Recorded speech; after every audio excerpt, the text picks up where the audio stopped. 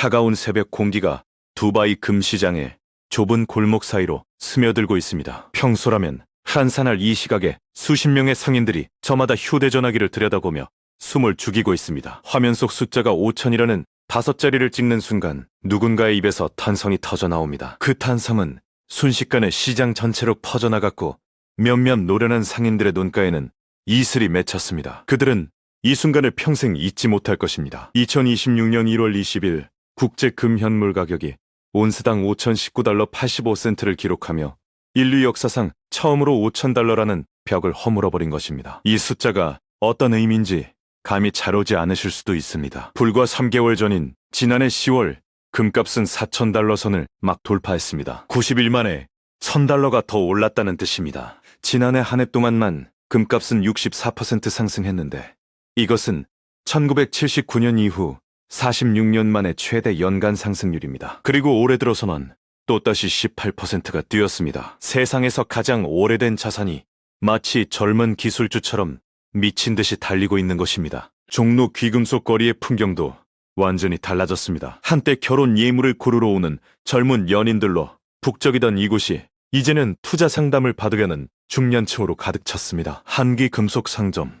주인의 말이 귓가에 매도입니다. 요즘은 돌잔치용 반지를 찾는 손님보다 1g짜리 미니바를 사러 오는 손님이 더 많다고요. 금 한 돈 가격이 90만 원에 육박하면서 사람들은 이제 금을 장식용 자산이 아니라 나누어 사는 자산으로 바라보기 시작한 것입니다. 도대체 무슨 일이 벌어지고 있는 걸까요? 왜 전 세계 사람들이 이토록 금에 열광하는 걸까요? 그 답을 찾기 위해서는 먼저 워싱턴 DC로 눈을 돌려야 합니다. 지난 1월 20일 미국 백악관에서는 전 세계 금융시장을 뒤흔든 발언이 터져나왔습니다. 도널드 트럼프 대통령이 그린란드 영유권 문제를 두고 덴마크는 물론 프랑스, 독일 등 유럽 8개국에 징벌적 관세를 부과하겠다고 위협한 것입니다. 시장은 순식간에 얼어붙었습니다. 뉴욕 증시가 급락했고 미국 국채 가격은 떨어졌으며 달러 가치는 4개월 만에 최저치로 곤두박질 쳤습니다. 월스트리트의 베테랑 투자자들 사이에서는 잊혀졌던 단어가 다시 회자되기 시작했습니다. 셀, 아메리카, 미국을 팔아라. 이 섬뜩한 경고가 다시 수면 위로 떠오른 것입니다. 트럼프 대통령은 며칠 후 관세 위협을 철회했지만 한번 깨어진 신뢰는 쉽게 회복되지 않습니다. 글로벌 투자자들의 머릿속에는 하나의 질문이 박혔습니다. 미국과 달러를 정말 믿어도 되는 걸까? 이 의문의 무게가 고스란히 금 가격에 실린 것입니다. 삭소은행의 원자재 전략 책임자는 이렇게 말했습니다. 트럼프 대통령과 그가 만들어내는 다층적 불확실성이 금값 상승의 핵심 동력이라고요. 그러나 금값 폭등의 뿌리는 더 깊은 곳에 있습니다. 지난 10년간 미국은 금융제재라는 무기를 점점 더 자주 휘둘러 왔습니다. 러시아의 우크라이나 침공 이후 미국은 러시아 중앙은행의 달러 자산을 동결해버렸습니다. 그 순간 전 세계 중앙은행들의 뇌리에 한 가지 공포가 각인되었습니다. 내일은 우리 차례일 수도 있다. 이 공포가 세계 각국을 금사재기의 길로 몰아넣었습니다. 세계금위원회의 통계를 보면 그 규모가 어마어마합니다. 지난해 1월 이후 전 세계 중앙은행들은 368톤의 금을 사들였습니다. 브라질이 42톤, 카자흐스탄이 49톤, 중국이 26톤을 매입했는데 흥미로운 점은 이들 국가가 모두 미국과 크고 작은 갈등을 겪고 있다는 사실입니다. 달러로 쌓아둔 외환 보유고가 언제 종이 조각이 될지 모른다는 불안감이 금이라는 실물 자산으로의 대탈출을 촉발한 것입니다. 이것을 탈달러화라고 부릅니다. 블릭스 국가들은 이미 오래전부터 달러 의존도를 낮추기 위한 비밀스러운 작업을 진행해왔습니다. 러시아와 중국은 무역 결제에서 달러 대신 자국 통화나 금을 사용하는 실험을 확대하고 있습니다. 인도와 중동 국가들도 금 기반 결제 시스템을 속속 도입하고 있습니다. 전 세계 외환 보유고에서 달러가 차지하는 비중은 1999년 71%에서 작년 58%까지 떨어졌습니다. 달러의 왕좌가 흔들리고 있는 것입니다. 여기에 새로운 투자 수요까지 폭발하고 있습니다. 금상장지수펄드라는 금융상품이 있습니다. 실물 금을 사지 않고도 금 가격에 투자할 수 있는 편리한 방법인데요. 이 상품들을 운영하는 자산운용사가 보유한 금은 약 4,000톤에 달합니다. 놀라운 것은 이 가운데 800톤가량을 지난해에만 순매수했다는 점입니다. 올해 들어서도 채 한 달이 되지 않아 56톤을 더 사들였고 지난 한 주 동안만 36톤이 추가되었습니다. 더 흥미로운 현상은 금 스테이블 코인의 등장입니다. 금 실물에 연동되어 가격이 움직이는 가상자산인데요.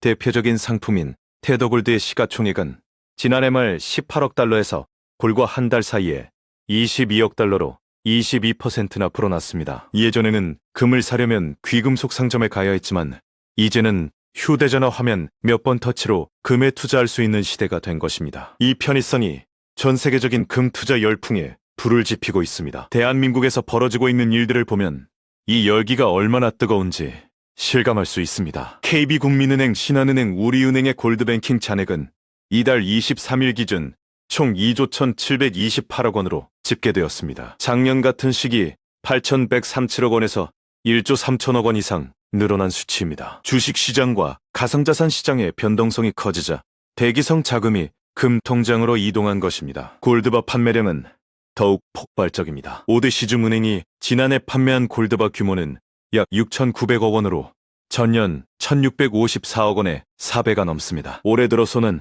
이달 22일까지만 716억 원어치가 팔렸는데 이것은 지난달 한 달 전체 판매액의 2배 수준입니다. 1kg짜리 골드바 하나에 2억 7천만 원이 넘는 가격인데도 수요를 따라가지 못해 품귀 현상이 벌어지고 있습니다. 은 가격도 정신없이 오르고 있습니다. 은 현물 가격은 온스당 110달러를 돌파하며 사상 최고치를 경신했습니다. 지난해 은값은 무려 147% 상승했습니다. 을이 금보다 더 많이 오른 것입니다. 그런데 은계 실버바는 너무 많이 올라버려서 공급이 따라가지 못하고 있습니다. 일부 은행에서는 아예 실버바 판매를 중단했습니다. 이 모든 현상을 바라보며 저는 1970년대를 떠올립니다. 당시에도 금값은 온스당 35달러에서 850달러까지 2300% 넘게 폭등했습니다. 그 배경에는 닉슨 대통령의 근본이제 폐지 베트남 전쟁으로 인한 재정 적자 오일 쐐크로 촉발된 인플레이션이 있었습니다. 달러에 대한 신뢰가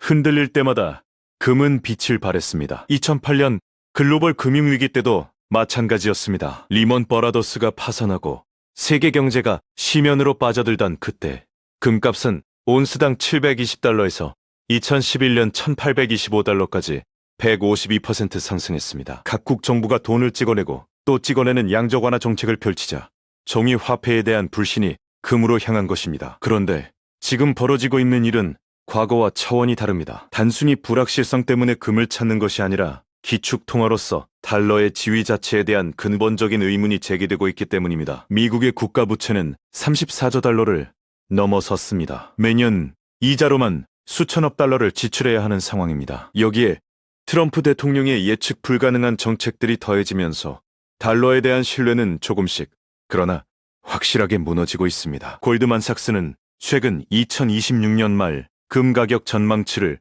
온스당 5,400달러로 상향 조정했습니다. 뱅크 오브 아메리카는 올 봄까지 6,000달러를 볼 수 있다는 전망까지 내놓았습니다. 월스트리트의 거물들이 앞다투어 목표가를 높이고 있습니다. 로이터 통신의 기술적 분석가는 금 가격이 5,427달러까지 오를 가능성이 있다고 예측했습니다. 물론 경고의 목소리도 있습니다. 독일 귀금속 업체 헤레오스의 거래 담당자는 이렇게 말했습니다. 스트레스 상황에서 추가 상승 가능성을 배제할 수 없지만 급격한 중간 조정이 동반될 수 있다고요. 금값이 이토록 빠르게 오르면 차익 실현 매물이 쏟아지면서 급락하는 순간이 올 수 있다는 경고입니다. 전문가들은 금 투자 비중을 전체 자산의 5%에서 10% 이내로 제한할 것을 권하고 있습니다. 저는 지금 이 순간 두바이의 금 시장에서 터져나온 그 탄성이 무엇을 의미하는지 생각합니다. 그것은 단순한 기쁨의 탄성이 아니었습니다. 수천 년간 인류와 함께 해온 이 노란 금속이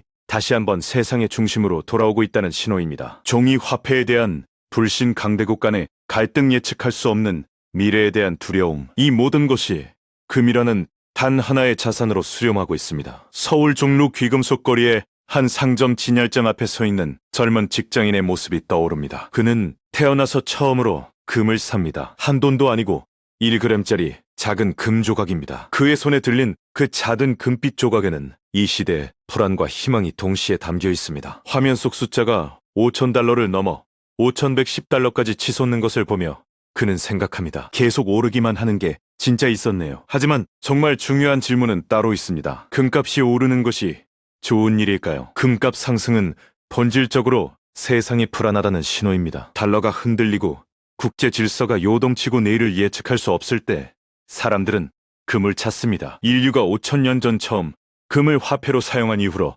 금은 언제나 불안의 바로미터였습니다. 온스당 5,000달러를 넘어선 금값은 어쩌면 우리에게 이렇게 말하고 있는지도 모릅니다. 세상이 심상치 않다고요. 달러 패권이 흔들리고 강대국들이 충돌하고 새로운 질서가 만들어지는 대전환의 시기에 우리는 살고 있다고요. 금은 그저 투자 수단이 아닙니다. 금은 시대를 비추는 거울입니다. 지금 그 거울에 비친 세상의 모습이 썩 좋아 보이지 않습니다.